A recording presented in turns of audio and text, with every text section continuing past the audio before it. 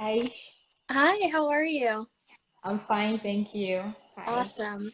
Okay, so before we get started, just to give some background information, Abisola is the chapter leader of the Ladies of Liberty Alliance chapter in Lagos, Nigeria.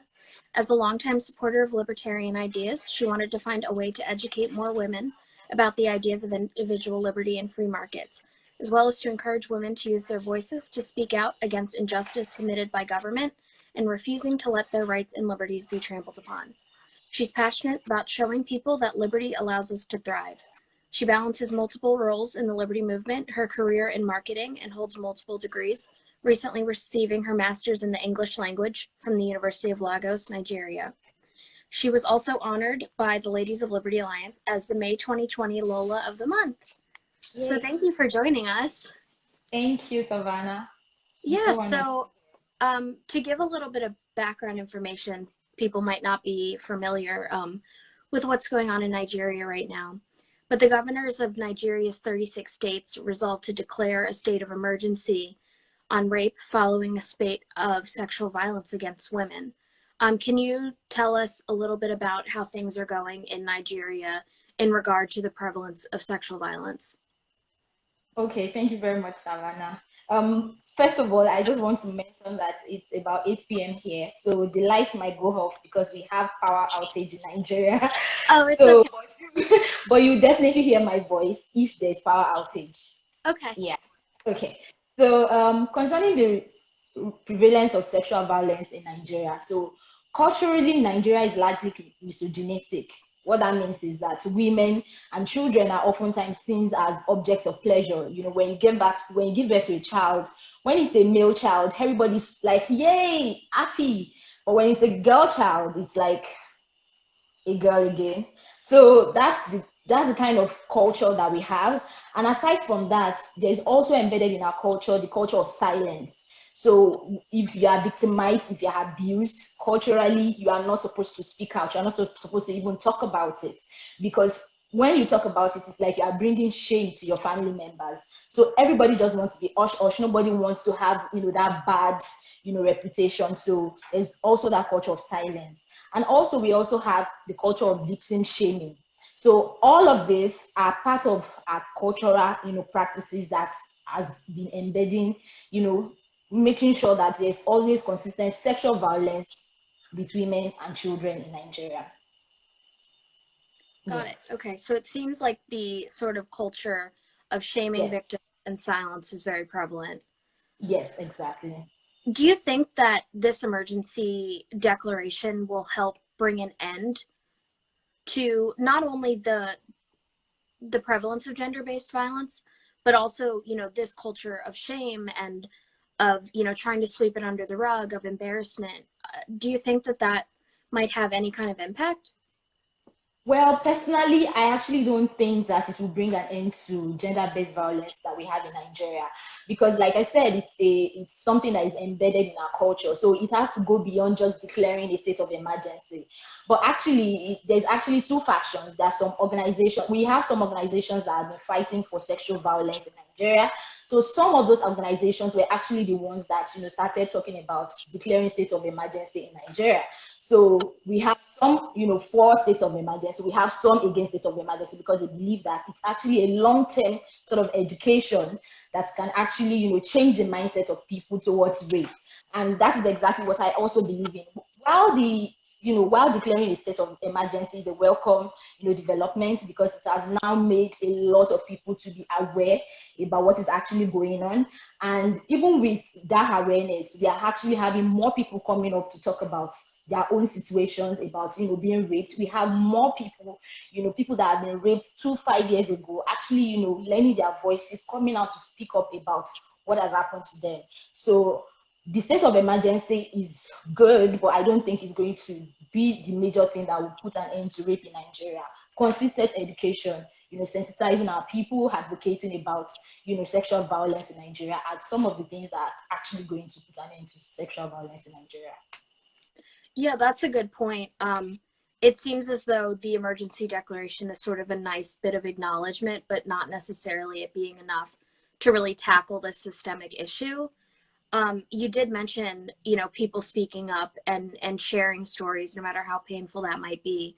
Um, does it seem like that in itself, like people being more willing to speak out and put a face to this issue that, so many people think that they don't know a survivor of rape or sexual violence, but in reality, most people, if not everyone, knows someone that's been affected by this.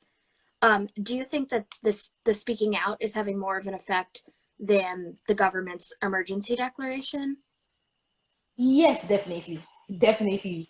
One thing that has been giving a lot of people more confidence to actually come out to talk about the rape, whether they've been raped at one time or the other, or whether they've been sexually assaulted, is when they see one person talking about it, especially publicly on social media platforms, for instance.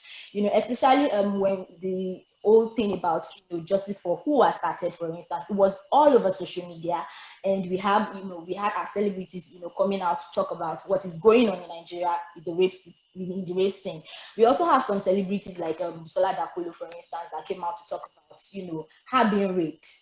So that actually gave a lot of people the confidence to actually come out. So that's much more than this declaration of state of emergency has been one of the main factors that has helped people to come and publicly talk about what has happened to them. Gotcha. So, now that survivors are speaking out, doing this thing that is so incredibly brave, how are they received by people in their community? Are they believed? Are they disregarded? How are they generally received when they speak out? It's still a lot of mixed reactions. We have a situation whereby when a victim comes out, first of all, you can have a faction of people supporting and being like, oh, this is such a great thing, we have to fight for justice. But then we have these other people that they will just victim shame. What were you wearing? Where were you? What were you doing in this house? There are lots and lots of victim shamers in Nigeria because of that culture. There are people that will be like, what were you wearing? You were not supposed to be there. Where were you there in the first place?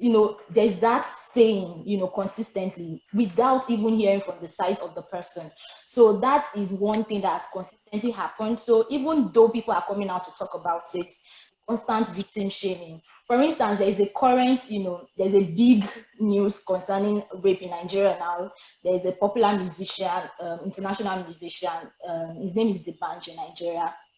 He was allegedly accused of raping a lady sometimes in 2018. And this lady, after the old justice for Uwa, she recently came out to talk about the rape incident.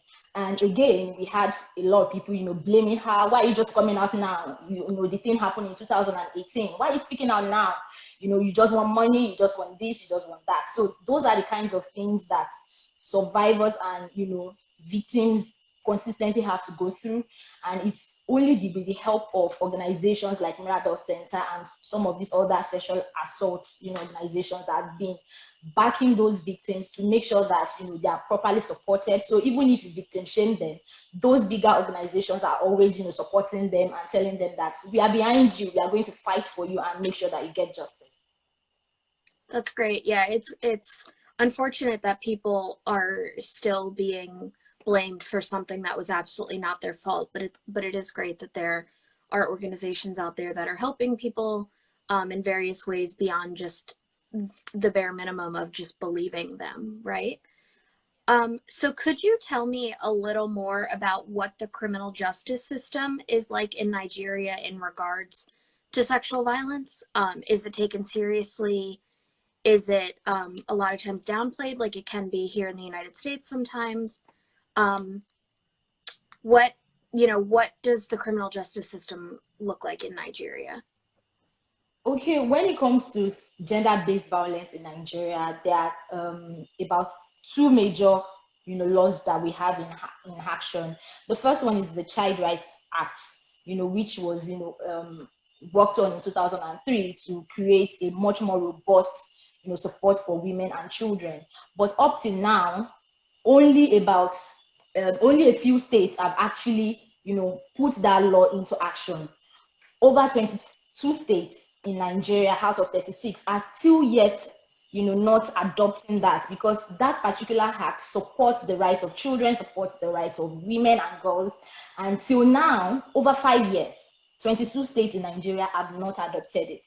So that's one, act.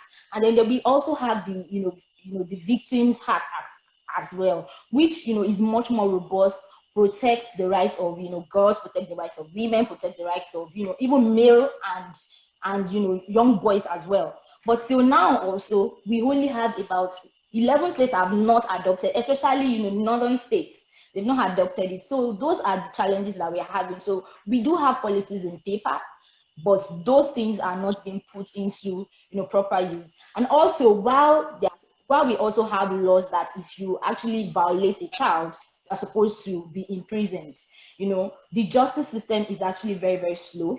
That's one thing. And it also goes through a situation whereby you are sort of ridiculed out of the system. Like if you are raped, for instance, if you go to the police station to report, it is recently that gender-based desks are actually put in police stations in Nigeria. The policeman doesn't even have the funds to follow you to go and investigate, for instance. So you're literally on your own. So when you go to the hospital, to the police station to report that you've been raped, you have to drop money. You have to drop money for them to actually help you out and all of that. So that is where organizations like Mirabel Center, Standing Up for Rape, that is where they actually come in, because our laws are just there. They are not actually, being put in place to support victims of rape.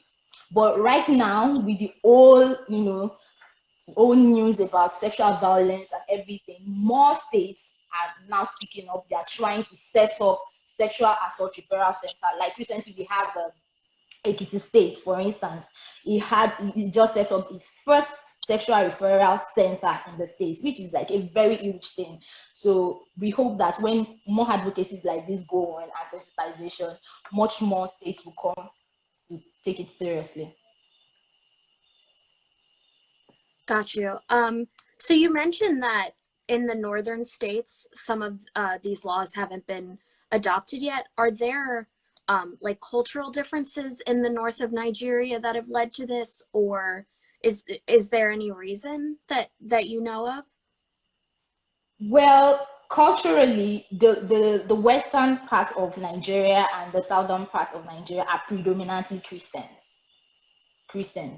So the northern parts are predominantly Muslims. So I think that is a major reason why, yes, that is the major reason why, that is still there, because they still observe Sharia laws in some of their states.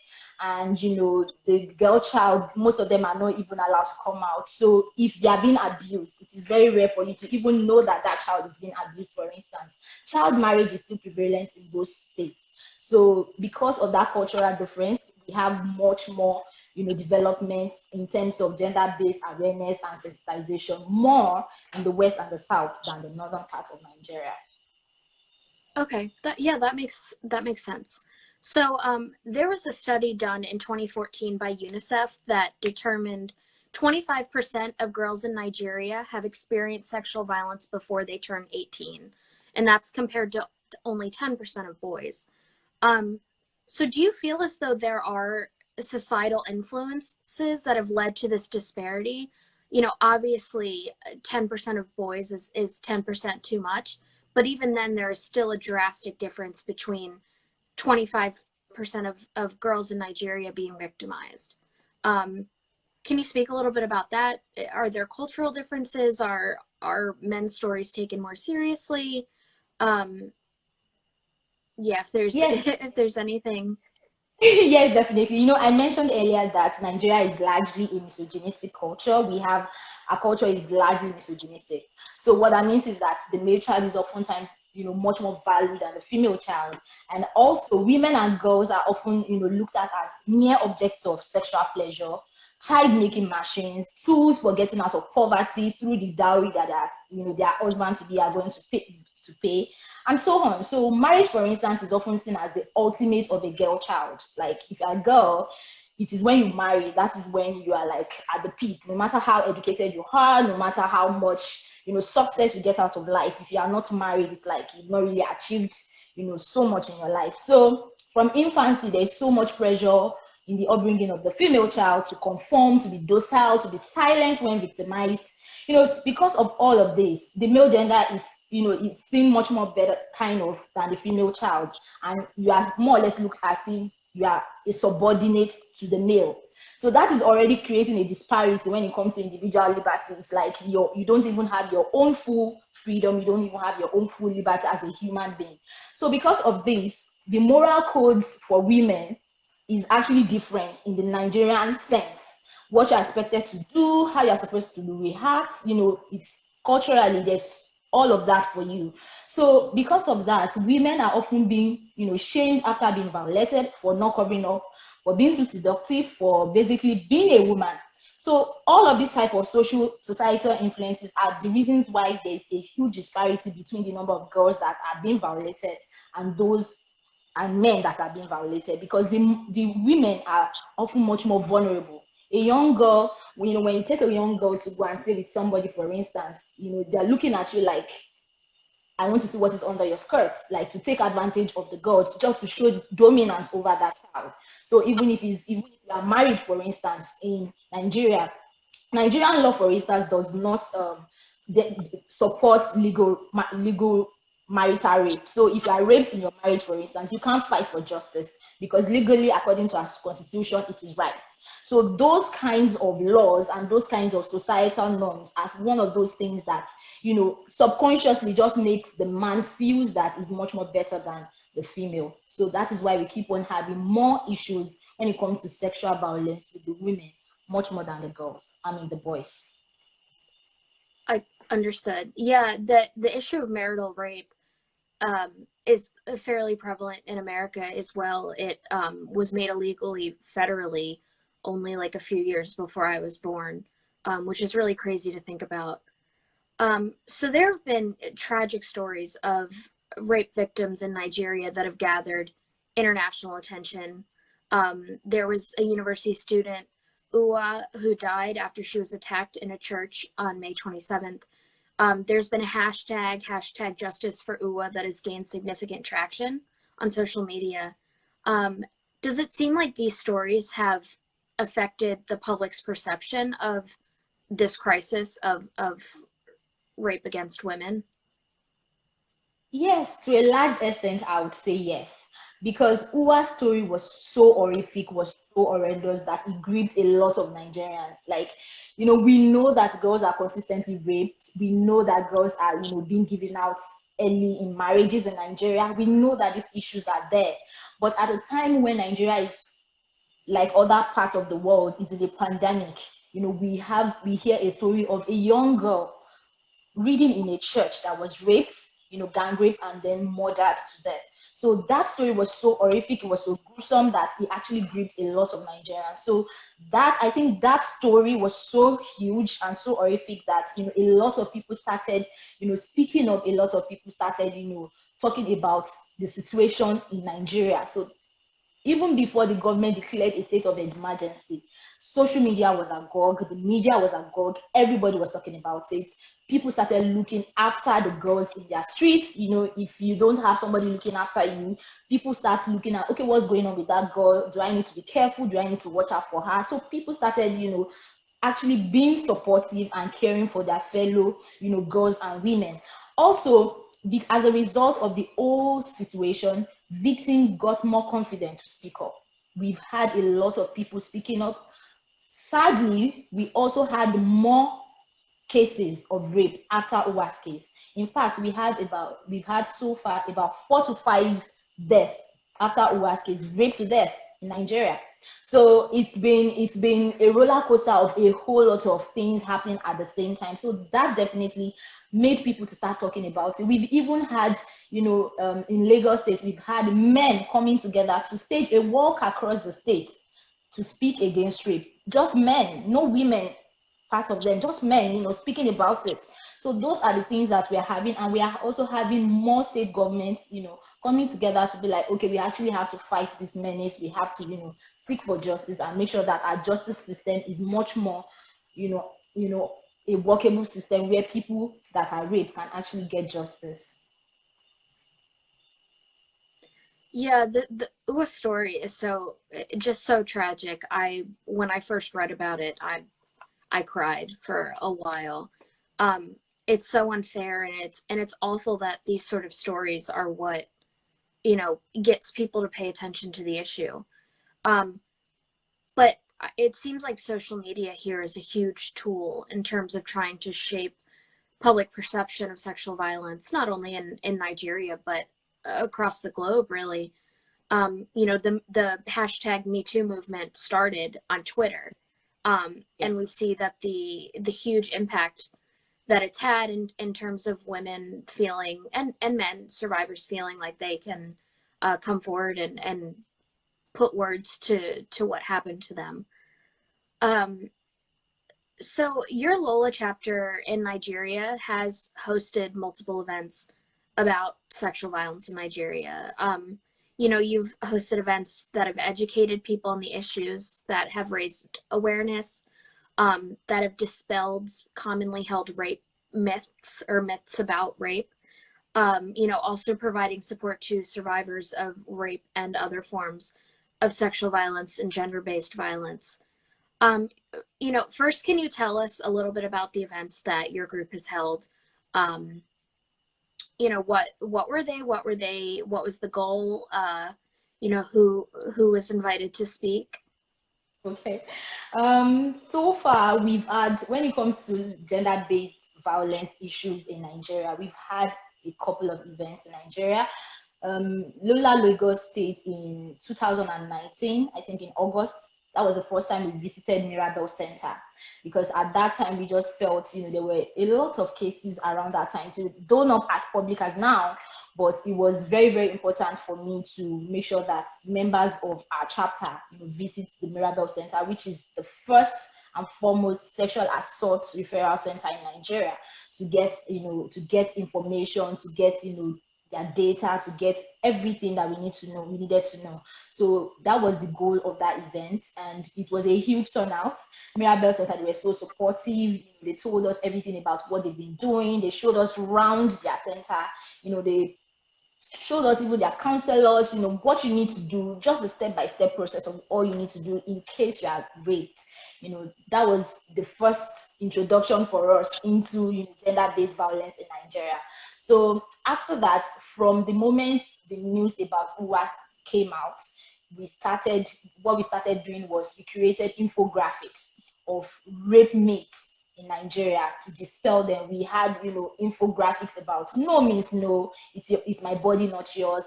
I want to be able to walk at night without having to look 1,000 times, at my back. It's my body, it's my choice. These are some of the things that, every woman in Nigeria had to face at one point in time or the other. So we also had, infographics about there's no excuse for rape. You can't even say that it's the woman's fault. The rapist is the rapist, so don't even blame the victim at all. So, and then we also had infographics about I'm a woman, I'm human. It's that shows, that relates to our societal influence where the woman is oftentimes disregarded. So we are saying I'm a woman, I'm human being. So don't look at me as a piece of object. Don't look at me as just something to satisfy your sexual needs. Then aside from that, we wanted to do something that is, going to have much more influence and impact on people.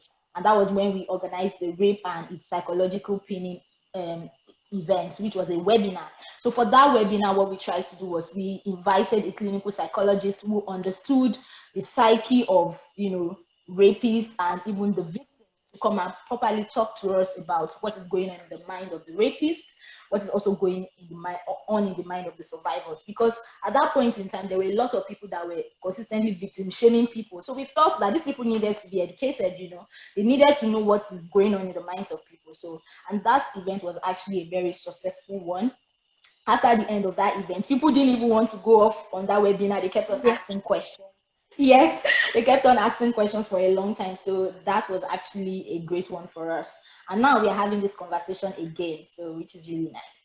Yeah, it's so important to tackle these issues, as hard as it is to talk about something that can be so painful to so many people. Um, you know, it's a big issue to tackle, even, you know, within your LOLA chapter. What inspired you and your chapter to really sort of champion this issue, um, you know, in Nigeria? Um, for us, because as a libertarian organization, the first thing we want to talk about is the core principles of liberty. And we can't talk about the core principles of liberty without actually dealing with what liberty is. What is liberty? What is freedom? And you want to talk to women about liberty and freedom, and you are talking to these people who are in a country where they don't have, complete freedom, they don't have complete liberty. So for us, that was like the avenue, that was like a window for us to tackle. So for us to then tackle liberty and freedom, what are the issues? We have to deal with the issues that people don't want to talk about, which is rape, which is people, issues that people want to keep silent about. And for me, I've been a rape victim, I've been a victim of domestic violence, and I knew what it took or how long it took me to get out of all of that. So for me, it was more important for me to make sure that other women, they have access to resources, they have access to information, they have access to everything they need so that, they will be able to come out of whatever situation they find themselves in. Because just like the, UNICEF analysis states that 25% of women are being, sexually assaulted before the age of 18. Mirabel Center actually said that 1 out of 6 women are raped every 6 minutes in Nigeria. So that's to tell you the intensity and the level at which this happens. And it doesn't even happen only outside with strangers. It happens with people that you know. It happens with family members. It happens with family, your church pastors, and all of that. And when it happens, people tell you to keep quiet. When you report, they come and beg your family and tell you, oh no, just stay at home, don't talk about it, it's so shameful. So without actually dealing with the problem, without actually dealing with the issue, with all the psychological problem that is actually going to create for the victim. So because of all of that, I felt that it is very, very important for us to talk about this. It is very, very important for us to deal with this particular issue that oftentimes would not, be discussed in Nigeria. Because yes, Nigerian women are very industrious. Nigerian women are very, very, independent. So those issues are not, those are not even majorly issues for us. The issues are freedom. How am I going to be economically free if I can't, if I don't have my liberty, for instance? If I have to be married and the person has to, consistently dehumanize me, victimize me, and every time. So how do you want me to even be free to pursue economic freedom, for instance? So the first issue for us is to actually tackle that liberty, to make sure that women have a sense of freedom. They have the information, the resources, and the technological know-how of how to come out of whatever situations they find themselves in. Yeah, that's a great point. It's liberty and libertarianism and really dismantling this rape culture go hand in hand. It's a difficult issue for a lot of reasons. It's very emotional for people, survivors such as yourself and myself. What would you like the world to know about this issue? I know that's a bit of a big question, but if you just handing me the mic, like, what do you want everyone to know about this, pandemic, if you will, in Nigeria of sexual violence? Okay. I know that Nigeria often comes into the news for different reasons.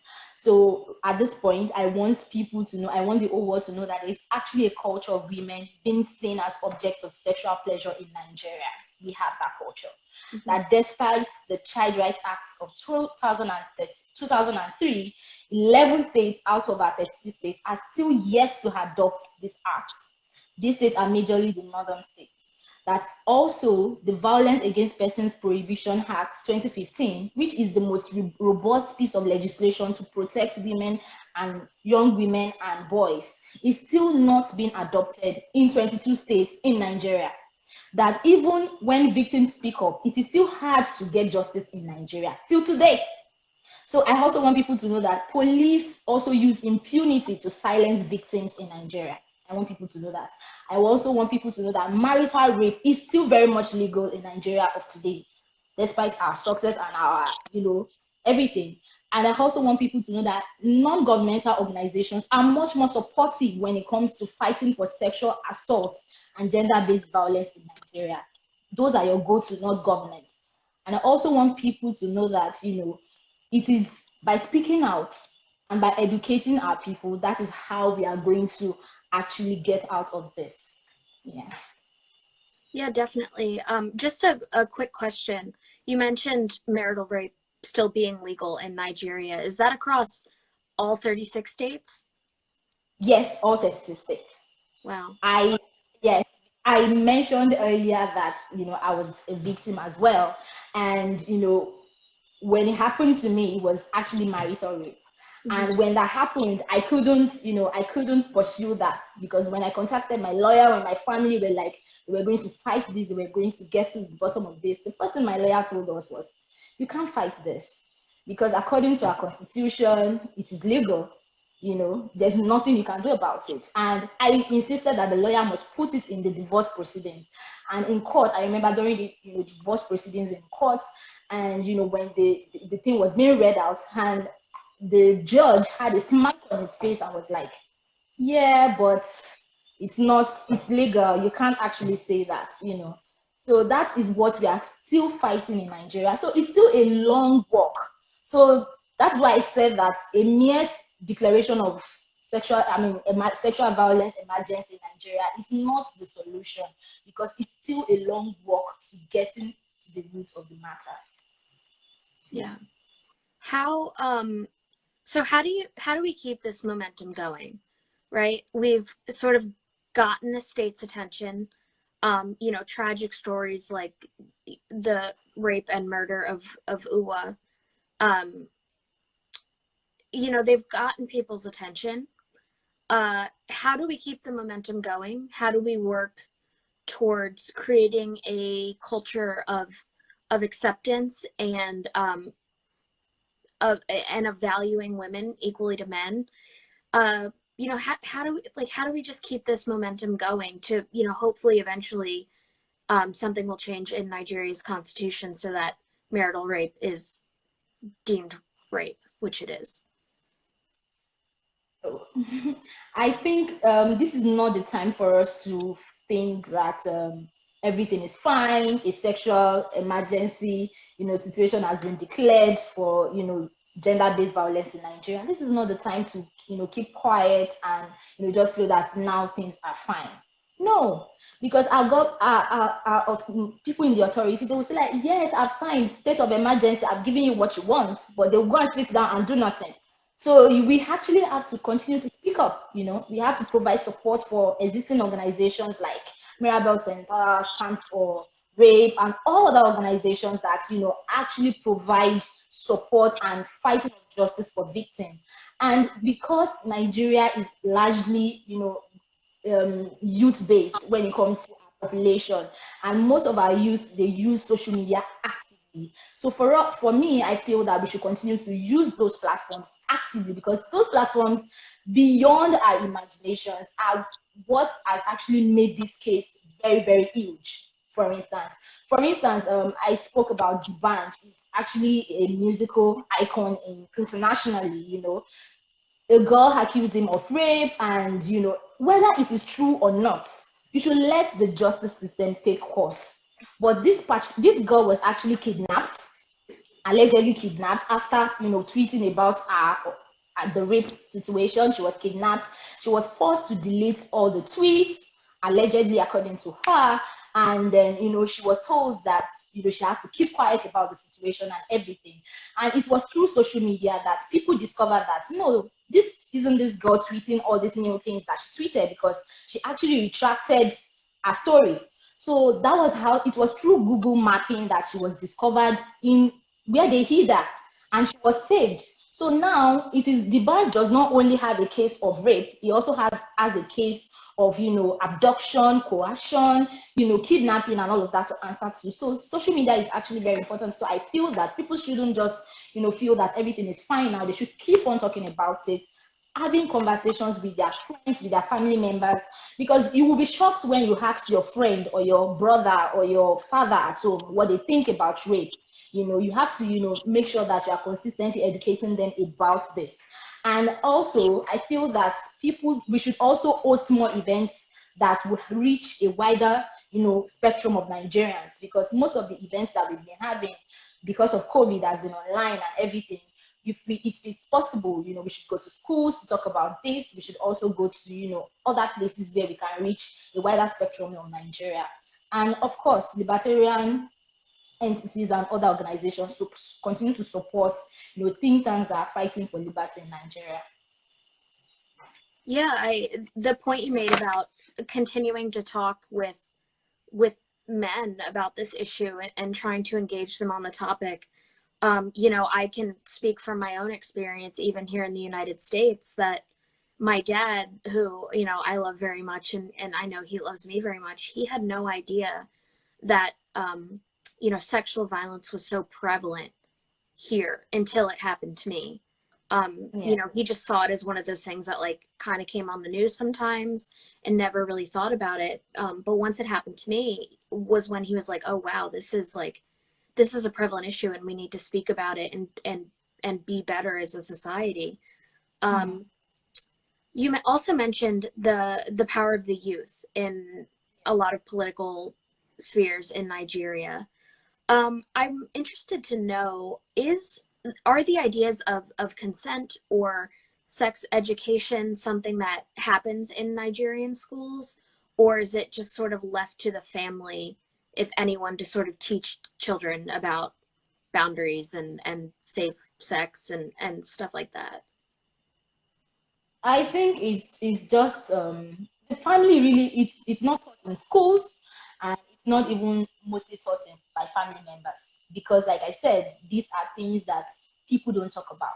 So growing up, for instance, in a Nigerian home, your parents will probably not tell you about menstruation, something as basic as menstruation, for instance. So they might tell you that, oh, once you start menstruating, the only thing they will tell you, oh, now you're a woman.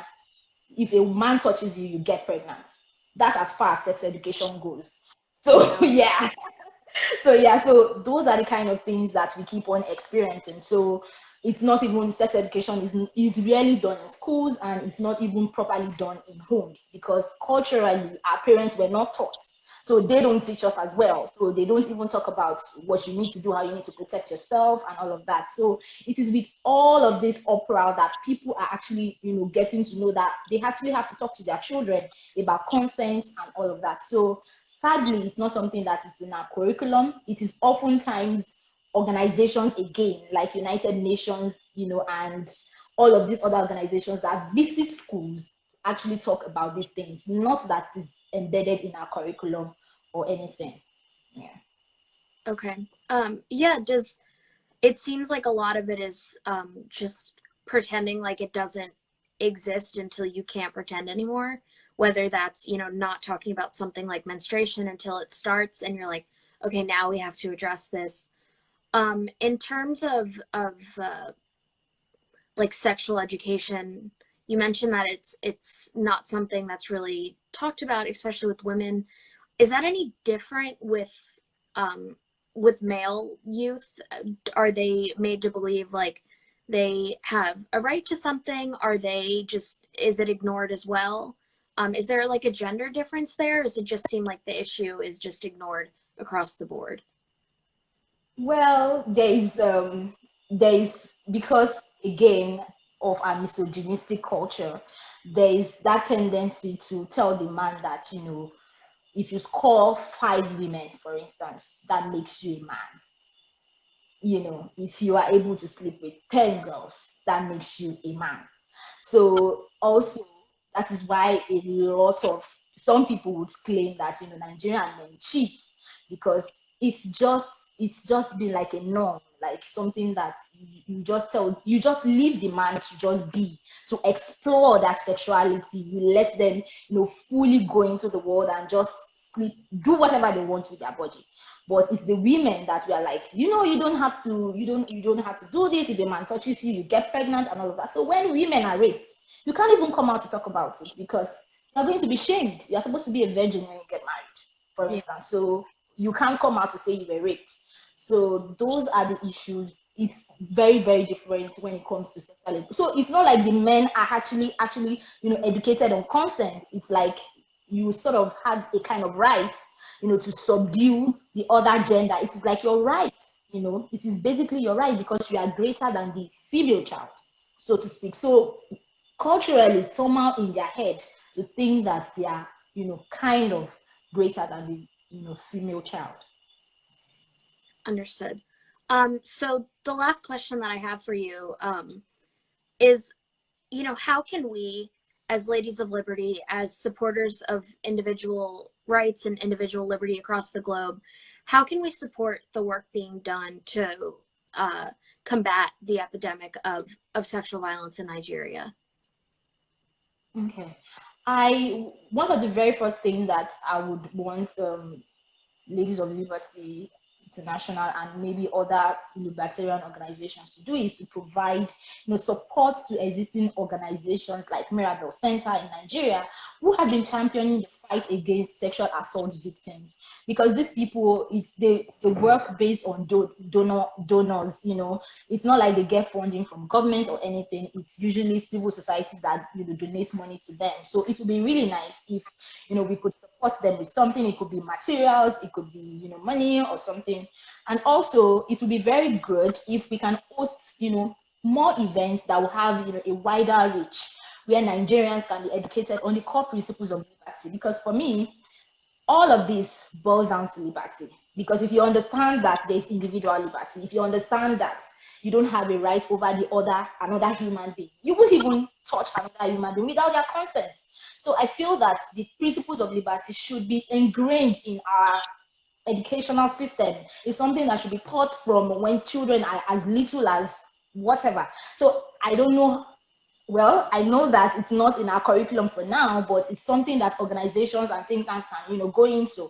And, we can also provide resource materials, like reading materials donated to schools in Nigeria, because yeah, children read a lot of literature in Nigeria. So what kind of literature are they reading? Is it something that is exposing them to the ideas of liberty? Is it exposing them to the core principles of liberty? Is it exposing them to economic freedom, for instance?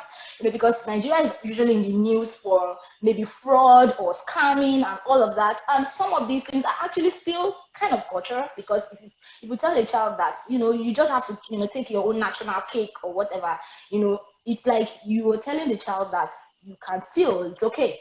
But if you actually expose the child to tests that will introduce them to liberty and the core principles of liberty, I think it will go a long way to actually help. And also, we should continue to support think tanks in Nigeria that are fighting for liberty.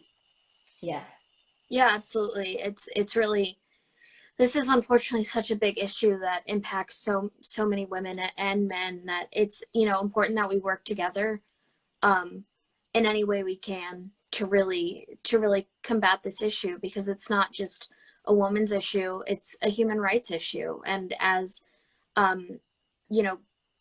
libertarians, or as people that are pro individual rights, it's the right to your own body is in a lot of ways forefront in that. Yes.